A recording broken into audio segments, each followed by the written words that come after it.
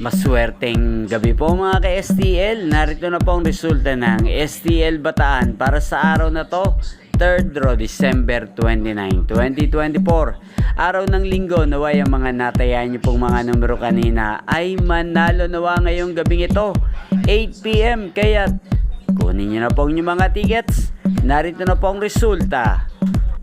Ang mga numerong nanalo sa STL Bataan ngayong gabing ito, December 29, 2024, 8 PM. Third draw result, 34 at 21 in exact order.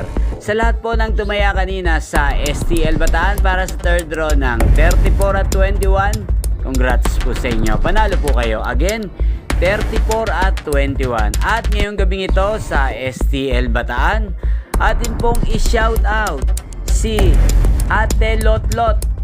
Ate Lotlot ng Bataan, shoutout po sa iyo. Naway nasa mabuti ka pong kalagayan. At sa lahat po ng mga taga Bataan dyan, shoutout po sa inyo. Inyo pong napanood ang resulta ng STL Bataan sa channel na to, Roderick Hernandez TV. Magkita-kita pong muli tayo bukas ng alas 11 ng umaga dito po sa channel na to. Happy New Year po!